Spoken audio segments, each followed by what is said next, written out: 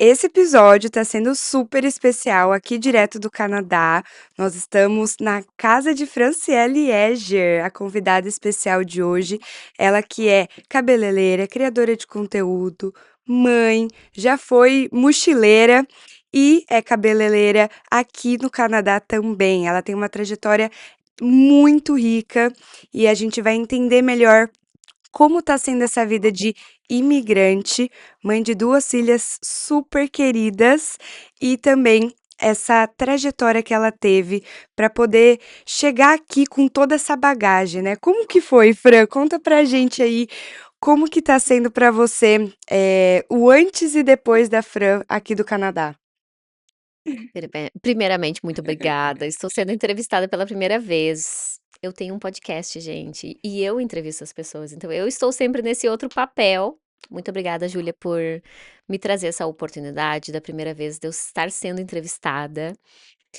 E começando então já com essa pergunta, que já traz muita emoção. Existe sim uma Franciele antes e pós-Canadá, como tu trouxe. E essa jornada, ela se inicia no momento que você diz sim para a vida. Então eu sempre quando as pessoas me perguntam: "Por que o Canadá?", eu digo: "Porque foi portas que foram se abrindo". Não exatamente que eu escolhi o Canadá, ele nunca esteve na minha lista, deixa eu falar a verdade, mas ele foi chegando, se apresentando, e eu acolhi estar aqui, como uma escolha minha, e quando eu falo que eu acolhi é porque muitas vezes a gente acaba colocando a culpa no outro, né. "Ah, mas eu estou aqui por causa do meu marido". Não, eu fui acolhendo esse sim que eu dei pra ele, e por isso tem uma jornada aí de amor também, como a Júlia tem também, e aqui estamos no Canadá.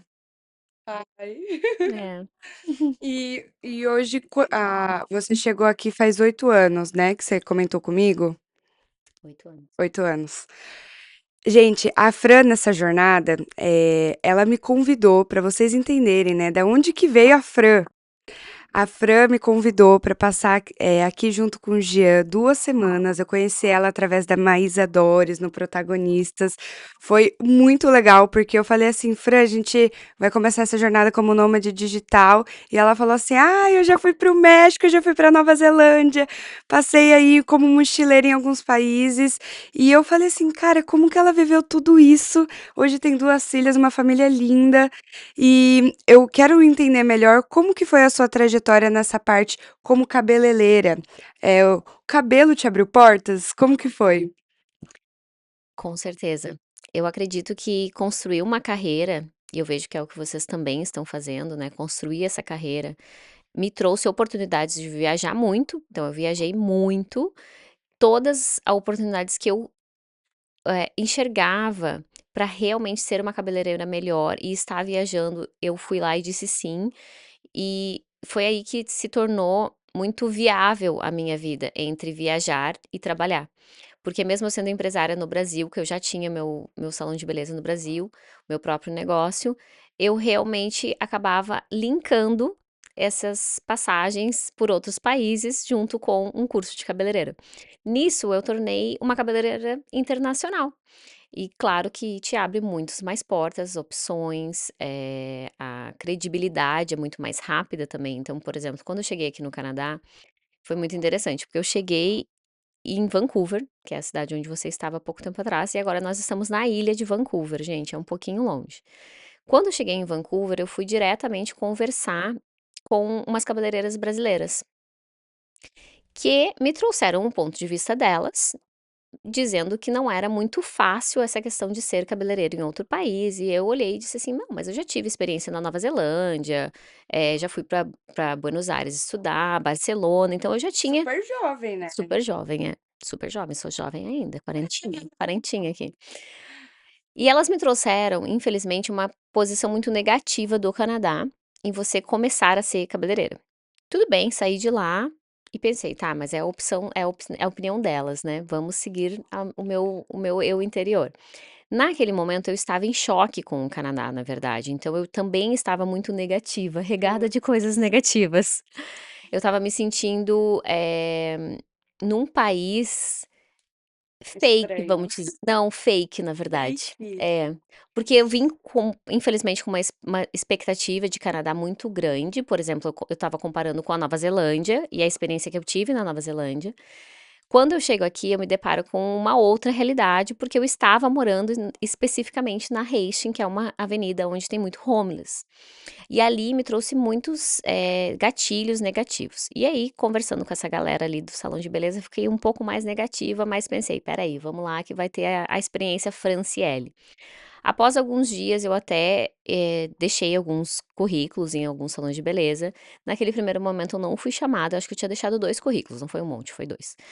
Não fui chamada e eu pensei: "Não, vamos ver qual caminho eu posso tomar". Nisso eu descobri que era muito fácil abrir uma empresa aqui no Canadá, como cabeleireira. Claro que eu já tinha visto de trabalho, gente, então é muito mais fácil. Eu vim com o Uhum. Juliano, a gente casou, então eu teve toda a parte burocrática já pronta, né. Como eu tinha visto de trabalho, era muito fácil eu abrir essa empresa. A gente resolveu abrir uma empresa como cabeleireira, é um MEI, assim, que é uma empresa simples, e eu comecei a trabalhar no quarto que tinha da minha casa sobrando. Então a gente morava num quarto de uma casa de 2 quartos, ali eu montei um estúdio, comecei a trabalhar. Após alguns anos a gente veio morar na ilha, após alguns anos eu trabalhando em casa, sem filhos, era muito fácil para mim. Não ter a rotina de ter filhos em casa trabalhando ficou muito bom. Uhum. Quando eu tive filhos, eu percebi que não estava dando certo essa rotina. Que essa rotina se tornou pesada, porque era muita carga horária dentro de casa, por exemplo. Tinha cliente em casa, tinha as filhas em casa, tudo em casa. E eu resolvi ir trabalhar para um salão de beleza. Neste segundo momento, após praticamente aí 5 anos de Canadá, já sendo citizen, também se torna muito mais fácil, porque você já tem o teu, eh, O você já é PR, né. não é o PR, é o citizen mesmo. O PR eu já tinha Cidadã. passado já, eu era Então cidadã, você isso já era mesmo. cidadã. Já sendo cidadã canadense, se tornou muito mais fácil estar aqui. E eu de novo fui nos 2 currículos, botei 2 currículos, os 2 me chamaram, fiz entrevista, e ali foi muito mais fácil.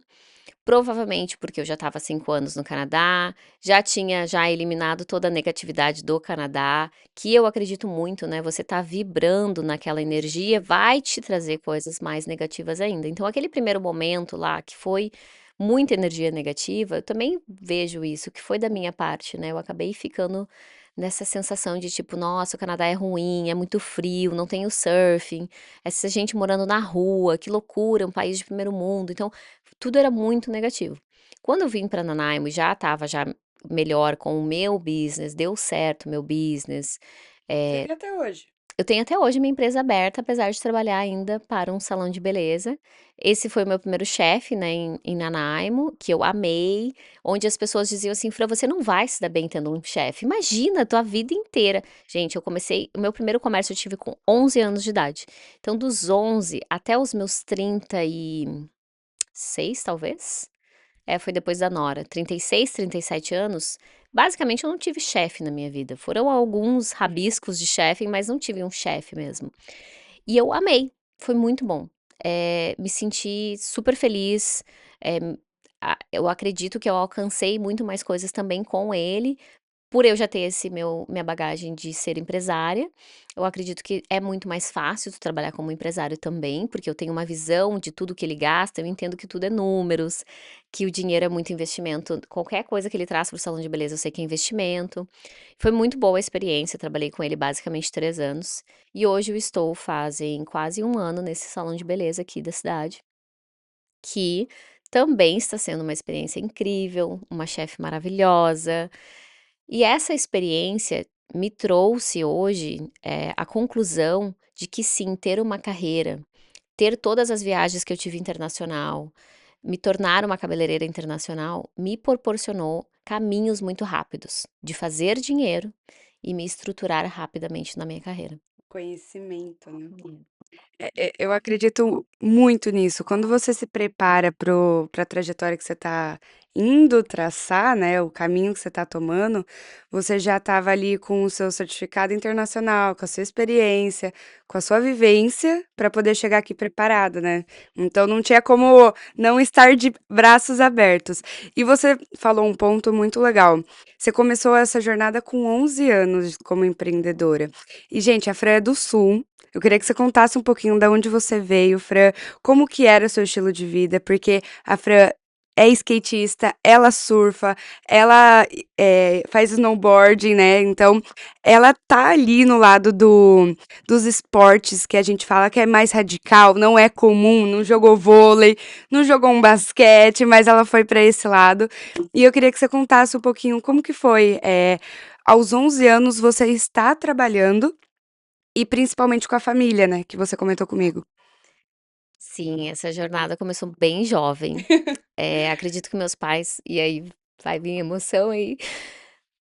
Meus pais foram muito inteligentes nessa hora, apesar de a gente entender que uma pessoa com 11 anos de idade não tem uma capacidade de empreendedorismo como pessoas mais adultas, eles enxergaram já esse potencial que eu já existia, já tinha, né, comigo.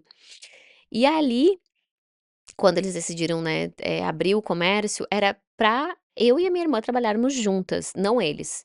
Então meu pai e minha mãe já tinham o comércio deles, já eram empresários, e aí eles tinham esse dinheirinho e a gente morava numa cidade, que era maior que uma outra cidade anterior que a nossa, já era uma cidade que te trazia esse impulso, né, esse impulsionar de você ser empresário. Naquele momento meu pai perguntou pra mim e pra minha irmã: "Que vocês acham da gente montar uma floricultura, vai ser de vocês, vocês pagando as contas da floricultura, o lucro é de vocês". E eu achei o máximo. Eu achei o máximo, porque eu já tinha uma experiência de fazer dinheiro antes, desde os 9, na verdade, eu já estava sempre fazendo dinheiro. Eu sempre fui muito empresária. E eu achei aquilo incrível. Quando a gente abriu a floricultura, a estrutura em si, claro que meus pais estavam sempre por perto, né, até porque CNPJ era o deles, né, então a minha irmã tem 3 anos e 7 meses a mais, então ela já estava com 15 praticamente, e ali se iniciou a minha carreira empresária. Se dando momentos muito importantes, porque eu alcancei objetivos muito jovem. Por exemplo, eu queria ir pra Disney. Então meus pais, não tinham nem ideia como começar esse projeto Disney. Eu lembro que eu liguei, né, peguei antes era as folhas amarelas, né, gente, então a pessoa que é novinha, as folhas amarelas, fui lá, procurei agência, liguei para as agência, a agência foi na minha casa. Então imagina, eu com 12 anos comecei esse projeto Disney. As os acontecimentos da minha vida, eles foram muito precoce. Você buscou o seu sonho, né? Busquei meu sonho com 12 anos de idade, eu comecei Cara, ele. que loucura. Com 15 eu concluí o projeto Ir na Disney. E é impressionante, eu fico pensando assim, hoje, como que foi a minha infância, né, nessa trajetória, porque eu não tinha essa noção, e as próximas gerações, elas não vão ter essa noção também, né. Eu acredito que vai ficar mais fácil de atingir objetivos cada vez mais, porém, com o mundo que a gente está vivendo, às vezes não tem tanta essa facilidade. Você que tem filhas, e é um assunto que eu queria, comentar aqui, como que é para você essa jornada que você teve como adolescente, fazendo mochilão, ensinar para suas filhas esse lado também, o que que você planeja? Eu sei que as suas filhas não passaram ali dos 5 anos, mas você acredita que vai ter um pezinho ali no empreendedorismo? Gente, já tá tendo. A mãe empreendedora aqui, claro que O pai também, o né? pai também, hoje ele é empreendedor e tá sendo muito novo para ele essa carreira empreender. Ele fazem praticamente 2 anos que a gente virou sócio de uma empresa, então para ele tá sendo muito jovem essa carreira de se tornar dono. Mas aqui em casa, a questão do projeto financeiro também iniciou através do meu casamento. E hoje eu já ensino para as meninas. Então a nora, com 5 anos de idade, a gente montou, um projeto para ela que foi dela. A gente começou com um pouquinho de dinheiro, tipo assim: "Ah, filha, o que que você gostaria de ter?" E ela "Ah, mãe, eu quero comprar", eu não lembro qual foi a primeira coisa que ela comprou, mas uma boneca, alguma coisa assim. Uhum. E naquele momento era $20 que ela tinha que alcançar. Então a gente começou a vender latinhas, porque aqui a gente faz isso muito, né, o reciclável. E eu pensei: "Não, vamos pegar esse dinheiro do reciclável e dar pra nora", mas não dá só, né, mas para ela entender o que é a matemática da vida também. Mas Uhum. de uma maneira que seja, palpável para ela, porque ela tem 5 anos, e sem ser puxado também. Quando ela alcançou aquele objetivo, ela achou muito divertido, né, ela: "Nossa mãe, tem dinheiro aqui, posso ir lá no mercado, comprar o que eu quero e tal". Adorou a ideia. Ai, que Só que legal. ela deu um jump, ela disse assim: "Não mãe, agora eu quero comprar um carro elétrico". Daí eu: "Filha, mas o carro elétrico é muito mais dinheiro, ele é aquele carrinho elétrico de criança que é Ai, que $300". susto. "Não, não é o carro elétrico, é um carrinho elétrico". Quando ela falou isso, eu fui e mostrei pra ela: "Filha, olha só, a gente tinha conseguido $20, né. Só que esse é muitos $20. E aí, como ela já entende um número de 1 a 30, acho que agora ela já sabe de 1 a 50, na época era de 1 a 30 mais ou Uhum. menos, eu mostrei pra ela, a gente fez um card, uma planilha, e eu escrevi, né, ela escreveu, né, de 1 a 15. E eu disse: "Filha, pra gente conseguir 300, a gente tem que ter 20 de $20 completos 15 vezes". E ela disse: "Tá bom, eu topo". Tá lá, gente. Coisa mais querida. Então a gente vai lá, separa o lixo reciclável e também tem isso, a gente deixou num potinho que é transparente, ela vê o dinheiro, então tem toda uma proposta por trás para ela entender o significado do dinheiro dela. E se em algum momento ela chegar para mim e dizer: "Mãe, eu quero gastar meu dinheiro", é claro que ela vai gastar o dinheiro dela. Mas por enquanto a gente já tá lá, acho que 5 completo, né, 5 lacunas, ela tá firme e forte, e eu acredito que esse já é um despertar para o olhar desse empreendedorismo, dessa vivência com o dinheiro, de uma forma lúdica, sutil, legal, né, porque ela vai junto comigo até o reciclável, a gente separa as latinhas, ela entende o que que é latinha, ela entende o que que é o álcool também, porque daí o álcool eles pagam diferente da latinha de refrigerante ou de água Que legal. mineral. Então tem muito aprendizado aí junto com elas, e nisso a gente faz o homeschooling, e o homeschooling é tudo que você vivencia no seu dia a dia. Então, muitas pessoas olham e diz: "Ah, mas como você consegue ter paciência de estar com os filhos?". Porque quando eu tô com os filhos, eu tô com os filhos, gente.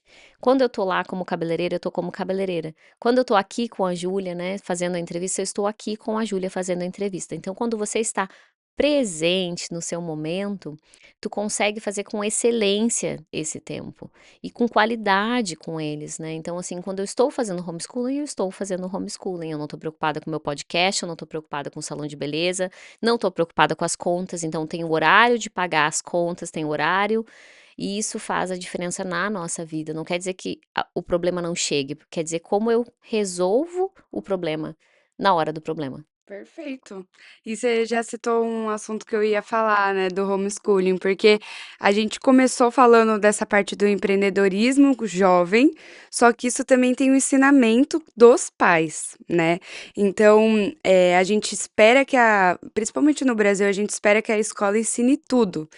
E essa parte do empreendedorismo, principalmente, tem que vir de família, porque a escola não vai te ensinar a ser empreendedor, porque não é o que querem, né. E aqui no Canadá, a educação é diferente.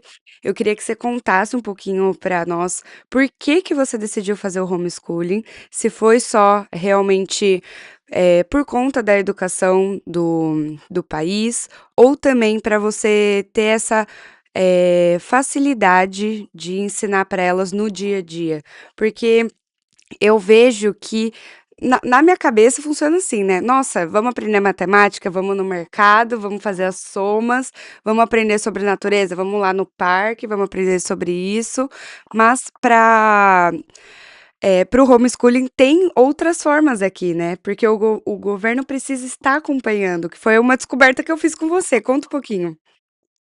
É, a minha experiência com o homeschooling, eu acredito que tem muitas experiências diferentes de homeschooling. Uhum. A gente optou em realmente estar no programa do governo. Claro que no Canadá é legal você também não estar no programa do governo. Então, por exemplo, tem famílias que não seguem o programa do governo.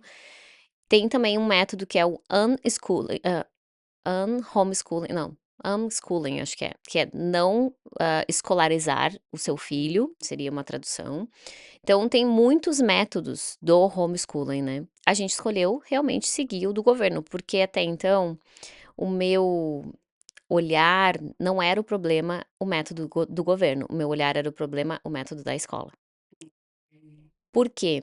Porque isso envolve pessoas, então quando a Nora foi para daycare, que é a nossa escolinha do Brasil, depois ela foi para o kindergarten, que é a pré-escola, e depois ela foi para o preschool. que é o jardim, ou depois antes da É o primeira jardim série. de infância, aí Antes é da o primeira série, é pré-escola. pré-escola, tá, Tá. então eu confundi É. aqui. Mas ela foi, né, pra escolas aqui, que eu me adaptei muito bem, gostava muito deles, era propostas dentro da que eu tenho dentro da minha casa também, mas ela também não ia turno integral, então ela ia normalmente 2 dias por semana no começo da infância dela, e depois ela começou a participar 3 vezes na semana. Então até os quase 5 anos de idade dela, era muito sutil esse tempo de escola, muito leve, muito gostoso. Uhum. Então ela tinha um tempo ali com a mãe, com o pai e um pouquinho da escola, que era o momento que eu ia para o salão de beleza naquele horário, né. Em algum momento eu engravidei, fui para o Brasil, a gente passou 6 meses no Brasil. Lá eu encontrei uma escolinha que eu amei muito, o método de ensino, ela também ia só 2 vezes na semana na escola. E era muito fofo, porque a professora dizia: "Ela é tão legal, deixa ela aqui com a gente 5 dias na semana", daí eu: "Não, eu também quero ter minha filha". E eu tinha a Zoe como nenê, então por isso que ela foi pra escolinha lá nesse local, porque eu pensava assim: "Não, deixa ela lá 4 horas só por dia, 2 vezes na semana, porque daí eu também tenho um tempinho só com a Zoe e não me sinto tão mal de estar sempre com a Zoe, porque é neném". E foi muito bom, foi muito interessante aquele período no Brasil, 6 meses se passou e a gente decidiu voltar para o Brasil, para o Canadá. Chegamos no Canadá, Nora, não foi para nenhuma escolinha, não. Ah, foi sim, passou um tempo, ela foi para o preschool, que também foi uma escola muito similar a essa do Brasil. 3 vezes na semana, estava indo super bem. Quando ela ingressou para ir para o kindergarten, que foi o problema, que foi para uma escola dos grandes, como a gente chama, né. Então tinha até o aqui eu acho que é até o grade 9, que é até crianças de 12 anos, Uhum. provavelmente, tudo junto. E em um mês, eu achei muito pra minha filha, assim, muito, causava ansiedade, não ansiedade, mas ela voltava pra casa, ela dizia: "Ai, nem foi tão bom meu dia assim, é meio chato, a professora repete as coisas demais". Ela assistia TV todos os dias, isso foi um ponto pra mim super crucial, Na porque eu não na escola, né. escola, eu não sou contra a TV, mas eu reduzo o máximo de tela possível aqui em casa. E nesse momento eu comecei já a não sentir tão confortável com a escola, fui conversar com a professora, ela disse: "Ah, mas é a única maneira que eu consigo administrar as crianças na hora da comida". E eu: "Pois é, só que na minha casa a hora da comida é a mais importante, a hora da comida, que é sentar na mesa todos juntos, conversar, mesmo que meus filhos não comam, eu sabe, a gente tá ali naquele ambiente". E fui conversar com outras mães e me disseram que era muito comum, porque não é a escola o problema é que cada professor pode ter o seu método. Fui conversar com o diretor e ele falou exatamente isso, ele: "Fran, mas é que tem que entender que o professor tem autonomia de colocar, não é a lei da escola". E ali eu fui conversando com outros pais, e os pais relatando, tipo assim: "Ah, meu filho de 10 anos não sabe ler e escrever, meu filho de 10 anos não sabe fazer conta, meu filho de 10 anos é isso, é aquilo". Deu claro, tudo bem, daí também é um pai que tá colocando a culpa 100% na escola, Uhum. né, que eu não vejo que seria eu e o Juliano o caso. E ali eu conversei com o Juliano e falei: "Não tô confortável, não tô feliz com essa escola, eu quero tirar a Nora, eu vou fazer homeschooling". Ele: "Quê?". Tipo: "Não, não tem como fazer homeschooling, Franciele". Uma, porque não é a nossa língua mãe, né. E ele falou assim: "Fran", não foi com essas palavras nesse peso, tá, gente. "Você mal fala inglês". E aí ele: "Não, você fala inglês, mas não para educar uma criança, né, você não é professora". E ali eu concordei com ele, realmente eu não sou, mas se eu tiver que ser, eu vou ser, mas eu vou educar minhas filhas em casa a partir de agora, porque não tá legal, faz um mês que não tá bom. Eu me sentia ansiosa cada vez que eu chegava na escola, assim, porque eu não gostava da energia do environment, tipo, do Do ambiente. ambiente. Enfim, consegui convencer o marido, ele aceitou, e eu disse assim: "Se tudo der errado, ela volta pra escola, tá tudo bem", porque aqui também tem isso, não é porque eu tirei ela da escola, eu não posso voltar ela ter ela na Uhum. escola, eu posso ter ela na escola a qualquer momento. Se eu chegar agora, que é final já de escola, e dizer: "Ó, preciso que ela volte pra escola", eles voltam pra escola, porque é obrigatório a criança ter uma escola. Principalmente seguir no homeschooling do governo, né, que você falou que no futuro influencia. Também tem essa influência de que algumas, faculdades podem não aceitar seu filho se você não tiver o programa do governo, por Uhum. exemplo, né. Também não é uma lei, tem escolas e tem, por exemplo, tu vai fazer um exame de proficiência e tá tudo bem se teu filho passar. Então é bem tranquilo aqui no Canadá, eu diria, essas questões, né. Passando esse momento, começou o homeschooling, há meses depois, foi muito interessante, porque é que nem quando tu compra um carro que todo mundo tem o mesmo carro, a gente começou a conhecer só pessoas que fazem homeschooling. E tu começa a ver também o desenvolvimento do teu filho. Eu percebo que hoje as minhas filhas, elas não são super dependentes da minha atenção, por exemplo, porque a gente tem atenção com qualidade no dia a dia. E eu Uhum. percebo que isso é muito bom, porque hoje elas são vejo elas mais tranquilas, mais nossa, bom, tu tá aqui com a gente, né, não vai me deixar mentir. É muito gostoso. Você vê a diferença do teu filho quando ele está com a sua mãe e seu pai na hora que tem que estar com a sua mãe e com seu pai. E eu acredito que nessa primeira infância faz a diferença na vida dos filhos ter esse contato com o pai, com a mãe ou com o educador que, né, que realmente está presente na vida deles, ou a pessoa mais próxima, ou quem educa, né. E eu vejo que a gente está trazendo essa consciência cada vez mais, principalmente por estudar e ter acesso, né, a esse estudo muito rápido, e eu acredito muito nessa capacidade que nós temos como ser humanos de adaptar o nosso dia a dia também àquilo que é a necessidade, né, do hoje, né. E hoje a necessidade que eu vejo é estar presente com os meus filhos. Lindo, né, gente? Palmas, colocar o sonzinho de palmas. Eu estando aqui na casa da Fran, já passou mais de uma semana, dá pra perceber que tem o momento de cada coisa, sabe? E a Fran, gente, é uma pessoa muito calma. Ela entende o momento ali e deixa rolar, né? Então, a criança tá chorando, precisa chorar, então chora, depois vai parar de chorar, e depois tem o próximo momento e tá tudo certo. E eu aprendi não, né, eu relembrei que a gente precisa estar no tédio às vezes, né, e a criança, principalmente na escola, não consegue ficar no tédio, porque a professora não quer que a criança fique no tédio, ou vai ver TV ou vai estar fazendo alguma coisa, e eu sinto isso muito presente. As suas filhas falam, né: "Agora é momento de ficar entediado", é o momento de ficar entediado, então tá tudo certo. Então eu gostei bastante disso, porque quando eu vim pra cá, eu vim com esse intuito, né, de viver a experiência de estar morando numa ilha, que é uma cidade pequena, não tem muito movimento, não vai ter o shopping para você ir, não vai ter restaurantes, mas vai ter ali, a natureza, esse acolhimento, né. E uma dúvida que chega para muitas pessoas é a questão da sociedade. Quando tá fazendo homeschooling: "Ai, mas ela não vai ver crianças". E eu vejo que o que mais elas fazem é estar com outras crianças, né. Como que é para você, adaptar também a questão da sociedade na vida delas? Eu vejo que é fácil, porque hoje a gente tem muita atividade, que nem tu Legal. disse, sempre tem criança na volta e também tem muita atividade. Tem atividade que é de graça, que o governo proporciona, tem atividades que são super baratas, porque você tá fazendo homeschool, então você tá naquele grupo. Então tem outras mães também que, por exemplo, a Nora ficou, 10 semanas fazendo uma aula de balé, que é uma mãe homeschooling, que proporciona por, tipo, $10, assim, é uma coisa muito barata.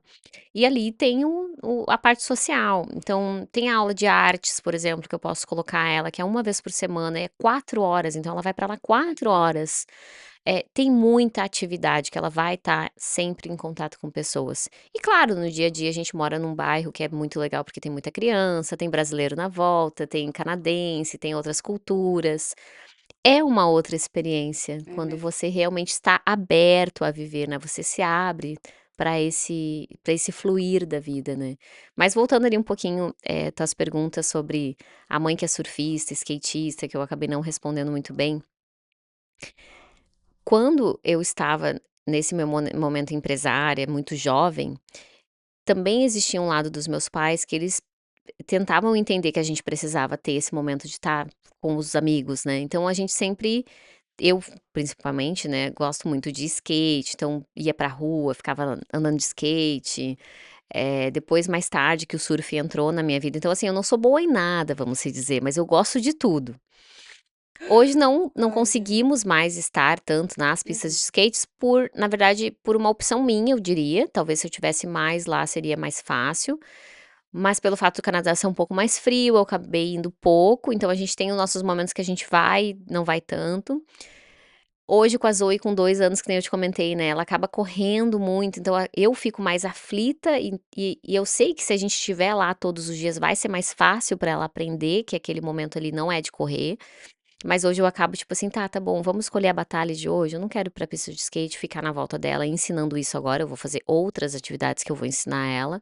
Então ela vai no mercado comigo, ela sabe que não é lugar de correr no mercado, ela vai estar aqui em casa mesmo, às vezes numa conversa eu digo: "Filha, tá, só um momento, agora não é o momento de ficar correndo".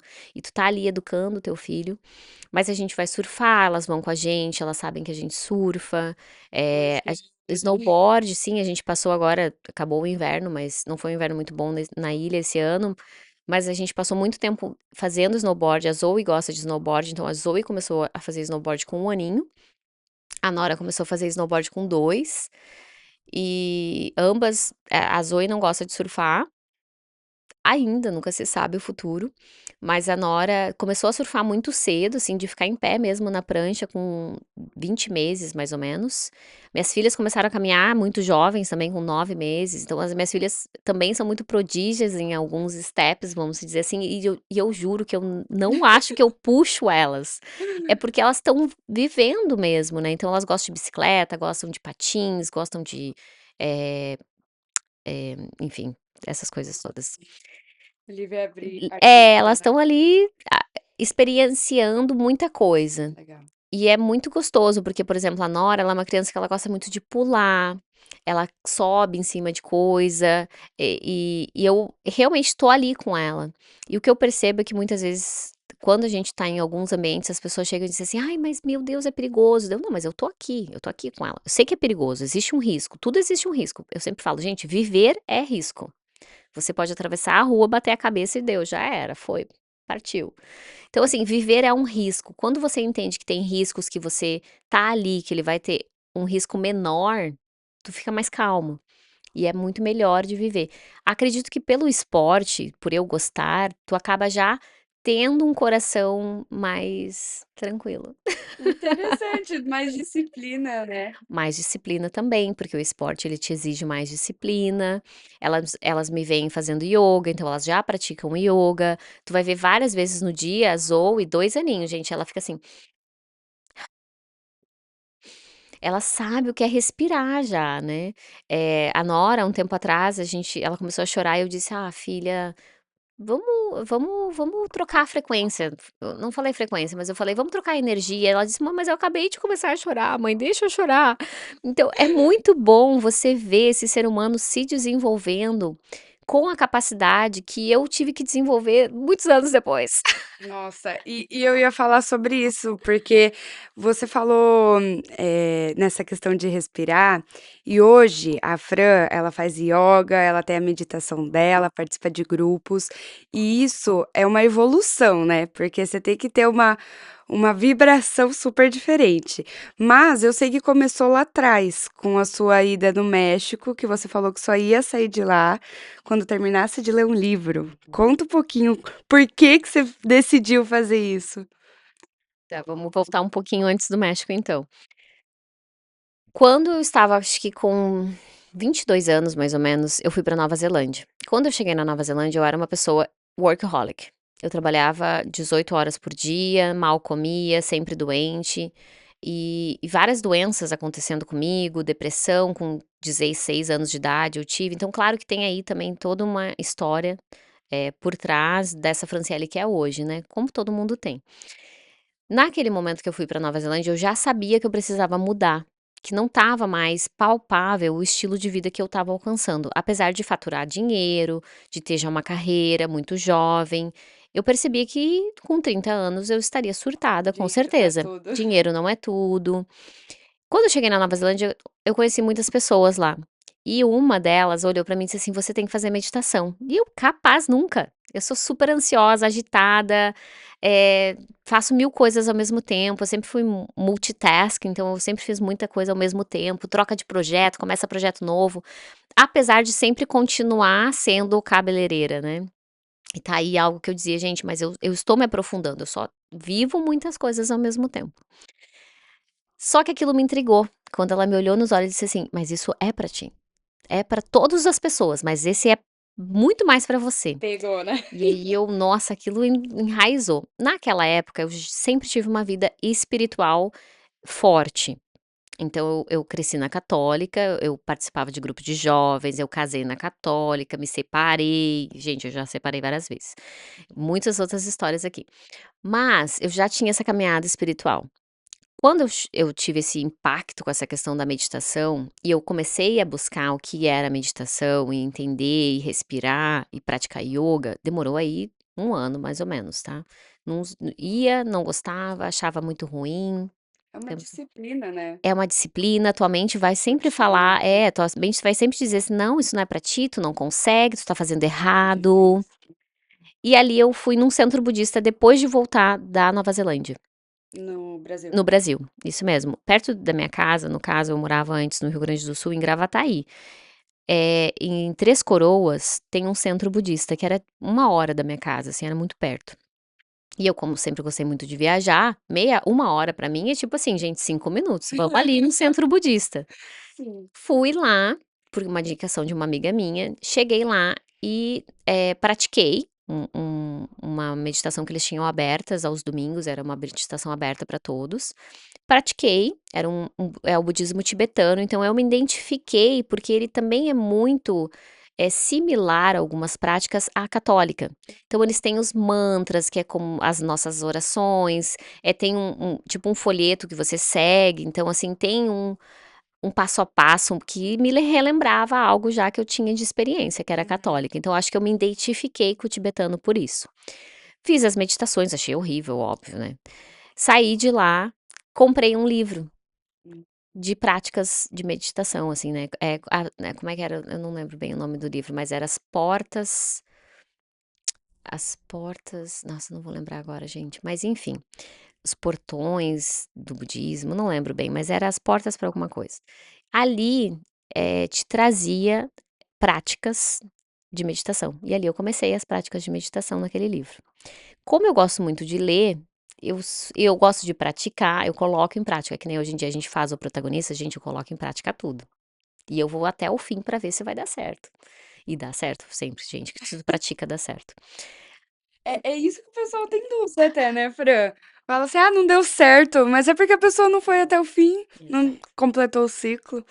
Então colocar em Interessante. prática é fundamental pra você ver se dá certo ou não, né. Com certeza.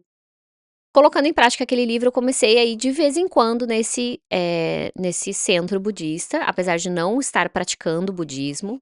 Me mudei várias vezes, nisso aconteceu muitas coisas, mas o budismo continuou na minha vida, junto com a católica, que eu ainda muito praticante também, ia na igreja católica. Eu li todo o Antigo e Novo Testamento nesse meio tempo ali, de uns 6 anos mais ou menos, que foi bem o tempo de transformação. Muitas conexões com Jesus, muita coisa com a Bíblia, eu sempre digo: "Gente, a Bíblia conversa comigo", foi muito forte sempre pra mim.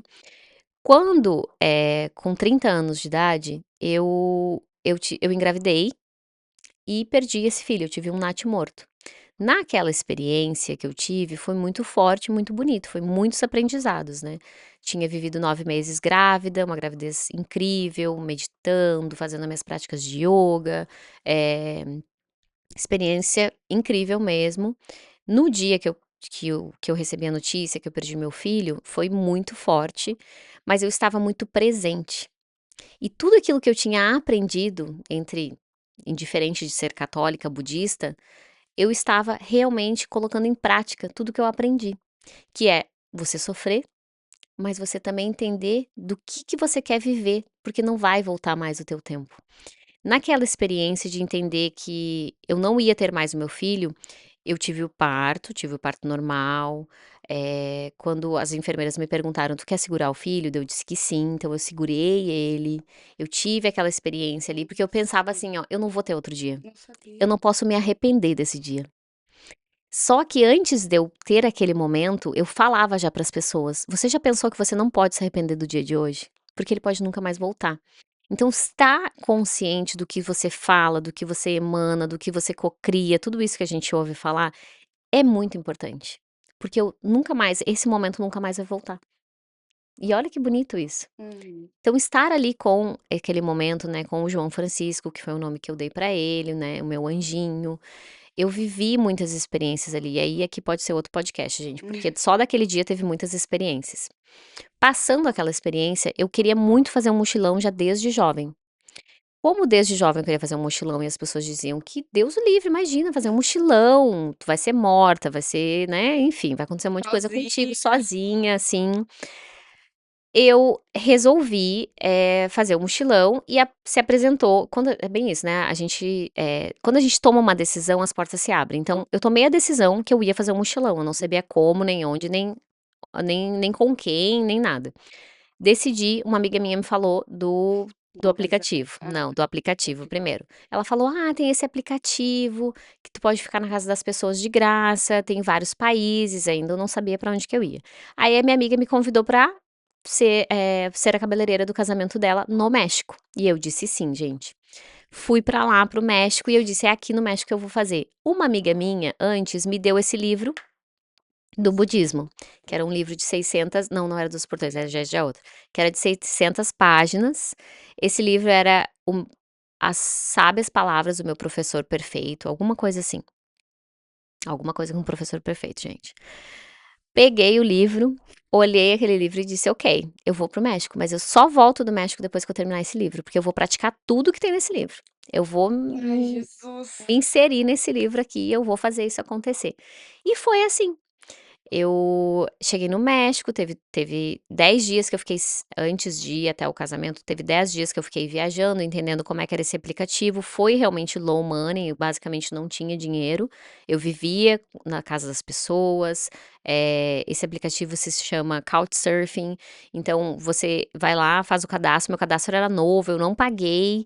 E mesmo assim eu fui encontrando pessoas. Aí, claro, chegou um momento que eu já nem precisava mais do aplicativo, porque que nem nós, assim, vai conhecendo, daí fala: "Ó, o fulano tem uma casa lá não sei aonde no México, ele vai te receber, você pode ficar lá vários dias". E assim foi a caminhada pelo México de um mochilão sozinha, com o intuito de finalizar o livro, e foi finalizado.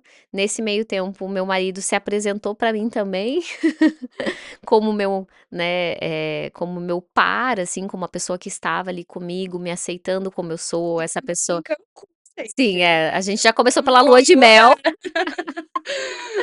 Então eu conheci ele no Brasil, a gente não teve ali um romance nem nada, mas foi 2, 3 dias que a gente passou juntos e continuamos em contato depois, e até que ele foi para o México, e lá no México ele entendeu quem era a Franciele de verdade, porque eu acho não, né, eu estava realmente vivendo a minha essência como pessoa, não era aquelas 1000 horas de trabalho, não era mais aquela pessoa workaholic. Você não estava trabalhando lá? Ou você Eu estava? trabalhava raramente, dias que eu realmente percebia que eu precisava do dinheiro, então tinha dias que eu tinha minha tesoura, então eu cortava cabelo, daí eu ia lá no Facebook, nos grupos, assim, e dizia: "Ah, sou mochileira, tô pelo México, vou cortar cabelo em tal lugar, buy donation", né, então as pessoas faziam doações.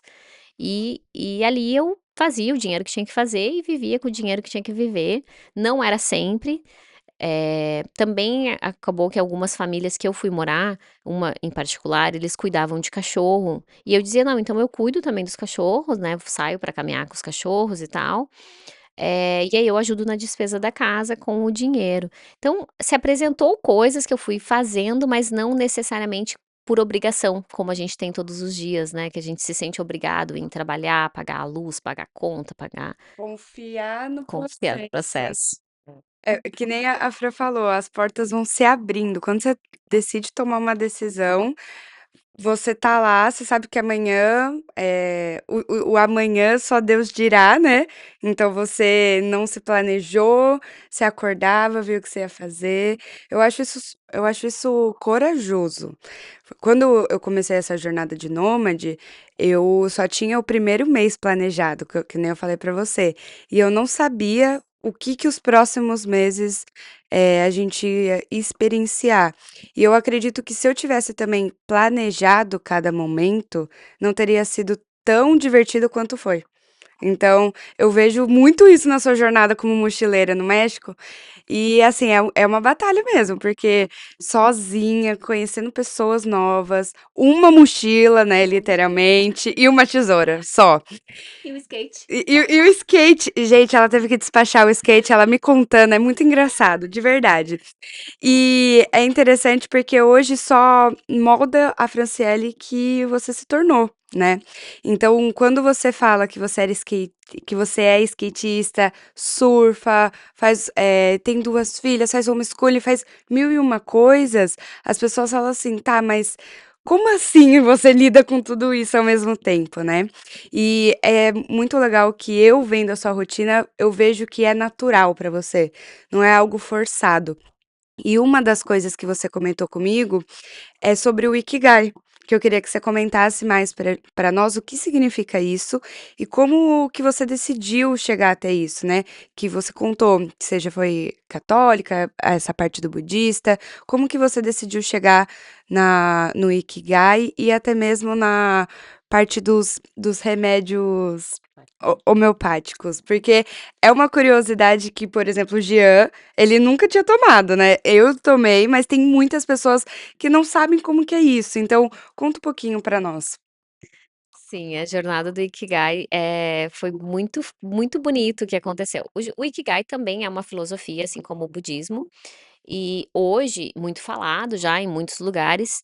Começou porque eu morava em Nanaimo, que é a cidade onde você desceu de ferry. Uhum. Lá foi muito bonito isso que aconteceu. Eu estava trabalhando, eu já estava num horário de trabalho das 5 às 9 da noite, então eu trabalho como cabeleireira 2 vezes na semana, das 5 às 9 da noite e aos sábados. Nesses horários que eu vou trabalhar, no caso, eu passava por um parque que já estava já, assim, escurecendo, né, eu lembro naquele dia estava escurecendo já, mas estava bonita, assim, a luz do parque. E era 9 da noite, verão, assim, e tal.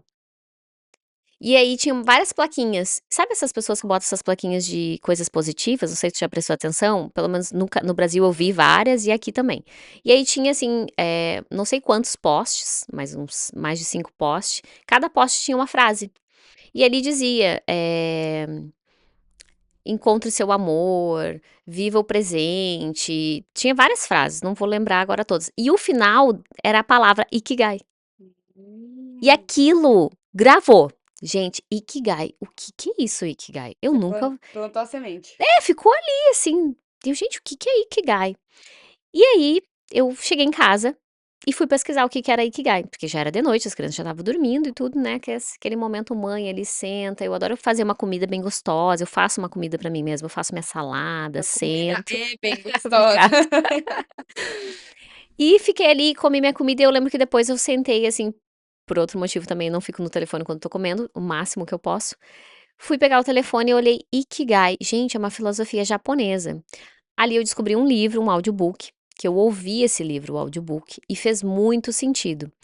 Porque a jornada do Ikigai, primeiramente, é claro, você viver no presente, é você estar consciente do seu dia, é você nunca se aposentar. E eu amei aquela frase, Nunca se nunca aposentar. se aposentar. De De verdade? verdade.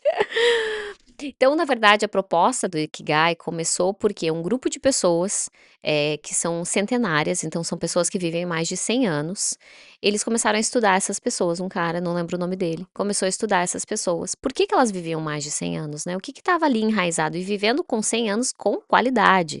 Tem um documentário na Tem Netflix, tem né? tem, agora já tem É muita que tem coisa. muita É, legenda tem muita agora. coisa. E ali eu comecei a entender o que era o Ikigai, encontre seu Ikigai, e você encontrar seu Ikigai é diariamente. Ai, Jesus. É aquilo que te deixa feliz, tranquilo, calmo, que você tá presente, que você faz, por exemplo, a gente tá aqui no podcast, a gente pode ficar falando 10 horas, porque a gente tá no nosso Ikigai, naquele momento que tu se sente feliz, que tu sente que tu tá fazendo pelo outro, ela tem propósito. E esse é o Ikigai, né, é a experiência de você viver com propósito. Quando eu finalizei o livro, eu achei incrível, porque era compatível à minha vida já atual. Uhum. E eu comecei a perceber que existia muito ikigais no meu dia a dia. Passado um tempo, Deve eh ter vários então. Pode ter vários o dia Ah, inteiro, tá, só pra vários saber. É, ikigais. tá Não, bom, vários entendi. ikigais, exatamente. Então, assim, Não no é teu aquele um propósito só ir pra trabalhar. não, não, é você estar o dia inteiro com seu propósito. Então, Legal. assim, o que eles falam é você, eles falam sobre job e work, né, então job é aquilo que você faz e só ganha dinheiro e ele tira a sua energia. Work é quando você realmente está fazendo algo que te dá energia, te dá dinheiro e tem propósito. Hum. E isso é a essência, porque a gente não tá aqui na Terra para ficar doente como a gente acredita. E aí entrou também a homeopatia, né. A homeopatia entrou desde criança, meus pais gostam muito de homeopatia, meus avós já, eram muito mais essa coisa natural, benzedeiros, chá, então eu já cresci nesse espírito natural, apesar de ter sido uma criança muito doente, uma adolescente muito doente. Eu fiz muitas cirurgias, e foi quando eu realmente eu tive uma crise de alergia horrível quando eu tinha acho que 23, 24 anos, eu lembro que eu estava pelo Brasil, foi horrível, eu já tinha tido várias, sempre tomando muito medicamento, mas assim, foi uma muito forte e eu disse: "Chega, eu vou procurar uma coisa natural, eu não quero mais tomar esse medicamento, porque ele me dopa, ele me deixa mal", eu não gostava da sensação que eu tinha com o medicamento. E eu fui numa farmácia de fórmula e tinha lá uma homeopatia, pra alergia. E juro, gente, eu tomei 4 anos aquela homeopatia. Até eu curar. Só que claro que eu curei aí um monte de trauma também, né. Descobri que a alergia era por causa da minha mãe. Aí já vai Aí já enraizando. daí já vem muita coisa, mas aí eu descobri um livro também que tá lá até inclusive, ó, Você Pode Curar Sua Vida. Comecei a ler esse livro junto com a homeopatia. Louise Hay, Isso, super é. rica. Eu adoro. E comecei a realmente esse trabalho de espiritualidade, então veio muitas curas, muitas doenças que eu tinha começou a se curar também. E a homeopatia sempre me acompanhou. Quando a Nora nasceu, eu comecei a trabalhar não, eu comecei a fazer um tratamento com ela com homeopatia por causa dos eczemas dela, que eu não queria combater os eczemas, eu queria realmente suavizar os sintomas, mas deixar que o corpo dela trouxesse tudo que ela tinha que viver com a alergia, porque quando a criança tem alergia é bom, é o sistema do corpo dela trabalhando para que no futuro ele seja forte. Então, isso eu fui estudando, fui lendo muitas coisas. A homeopata do Brasil que começou a me instigar, tipo assim: "Fran, estuda isso, Fran, estuda aquilo". Daí eu lembro que ela me vendeu o primeiro curso de homeopatia. Quando ela me vendeu o primeiro curso de homeopatia, é essa homeopatia que eu trabalho até hoje, que é o sal de Schussler's. Esses sais de Schussler's é uma homeopatia que é um mineral, que eu me identifiquei muito mais com ela. Tem a homeopatia tradicional de plantas e flores e tudo mais, e tem essa que é o mineral, que é o nosso próprio corpo tem esses minerais. E foi um cara que estudou na Alemanha, que é o Schussler's, ele, estudou os ossos, entendeu, assim, os cadáveres, né, ele entendia que mineral que nós tínhamos no nosso corpo e quando estava em desequilíbrio esse mineral, ele trazia doenças. Então, no momento que tu traz esse equilíbrio de minerais para o teu corpo, a doença ela vai eliminando. Claro que a homeopatia ela trabalha com sintomas, ela não trabalha com diagnóstico. Por isso que eu me tornei uma homeopata através de cursos, não sendo médica, né. E hoje o que que acontece? Todo cliente que chega até a minha consulta, ele vai trazer sintomas. Então hoje muitas das mulheres que eu trabalho são, mulheres que estão na menopausa, porque tem muito sintoma. E eu não sei porquê, mas faz muito sentido a homeopatia para essas mulheres. O Ikigai foi um complemento muito ocasionado por Deus, com certeza, que eu estava um dia estudando homeopatia e apareceu, sabe esses propagandas de curso? Apareceu Life Coaching Ikigai. E eu: "Gente, é um chamado". Aí juntou com o panfletinho do poste, né. Isso. Aí eu olhei, isso passou muitos anos, tá, gente. O Ikigai entrou na minha vida ano passado, na verdade, o Life Coaching, né. Uhum, O Ikigai mesmo, o livro, faz um pouco mais, faz provavelmente uns 3 anos, assim, foi mais ou menos a Zoe era pequenininha. uhum. E o ano passado eu acabei fazendo a formação de Life Coaching Ikigai, que eu amei, e comecei a usar as ferramentas do Ikigai nas minhas consultas de homeopatia, até que as clientes começaram a gostar, se identificaram, e uma delas falou: "Nossa, Fran, eu quero me aprofundar mais, eu quero entender melhor isso, porque cada vez que tu me traz uma ferramenta, muda a minha semana". eu consigo aplicar isso no meu dia a dia, faz a diferença, a minha consciência fica diferente. E eu montei a jornada, homeopatia com Ikigai. Então hoje a gente tem essa jornada de Ikigai com homeopatia, que são 6 semanas, onde eu trabalho homeopatias junto com os seus sintomas que você tá do dia. Então, se apresenta sintomas que você tá passando e tudo mais, deixa eu ver na frente, olha eu linda. E você consegue então lidar melhor também com todo esse processo. E hoje essa minha primeira cliente, que foi muito legal, tá sendo, uma experiência tanto para ela quanto para mim muito forte. Ontem mesmo eu tive uma sessão com ela e ela falou: "Fran, eu queria que tu entendesse o processo que tá se realizando na minha casa, porque eu não consigo ainda colocar em palavras o quanto eu tô feliz, o quanto realmente essa experiência tá mudando a minha vida". Ela é uma mulher de praticamente 50 anos, passando também pela menopausa, foi assim que a gente se encontrou, e faz a diferença quando você tá consciente dos passos que você quer dar. E claro que eu consigo trazer também a minha experiência dessas vivências, junto com a homeopatia, junto com o Ikigai, e tudo se completa. Nossa, e você me contou, né, quando você saiu da reunião, cara, aconteceu ontem, você trouxe hoje já a solução, tá tudo maravilhoso, né. Gente, eu juro que eu não sabia essa junção poderia ser feita, né, do Ikigai com homeopatia, e a gente vai vendo que cada vez mais é você encontrar o seu Ikigai no que você tá fazendo. Então, se você juntou aquilo porque fez sentido na sua ideologia, na sua vivência. Isso que é legal, né. E eu imagino como que deve ser, cortar cabelo com a Fran. Imagina já ter ali uma sessão, mostrar o que é o Ikigai, tá tudo certo, tudo lindo, a pessoa já sai rejuvenescida, né. E a Fran falou da franja dela, eu queria abrir um parênteses aqui, as 2 filhas dela têm franja também, muito lindas. E eu quero agradecer, Fran, por você ter aberto a porta da sua casa para nós. A gente ficou muito animado quando eu recebi esse convite. Eu falei assim: "Cara, quero ver como que é viver numa ilha". Primeiramente, que eu nunca tinha mesmo que seja uma ilha grande, com estrutura, como que é viver numa ilha, voltar, assim, às raízes, a gente sentir que nem tudo precisa ser tão acelerado, porque a gente estava numa rotina, como eu te falei, muitos eventos, muita coisa para fazer e a gente deu uma desacelerada aqui. E também lembrou muito da minha casa, então eu me senti muito acolhida, muito obrigada. Eu fico super feliz, de verdade.